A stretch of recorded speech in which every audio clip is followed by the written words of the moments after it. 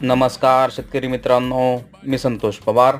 शेतकरी मित्रांनो, बऱ्याचशा शेतकऱ्यांनी मला कमेंटद्वारे विचारलं होतं की नवरा आणि बायको ह्या दोघांनाही PM किसान योजनेचा लाभ घेता येतो का. तर मित्रांनो, आजच्या व्हिडिओमध्ये आपण अत्यंत महत्त्वाची बातमी पाहणार आहोत. त्यासाठी व्हिडिओ शेवटपर्यंत पहा आणि चॅनलवरती पहिल्यांदा आला असाल तर चॅनलला सबस्क्राईब करून ठेवा अशाच माहितीपूर्ण अपडेट व्हिडिओ पाहण्यासाठी.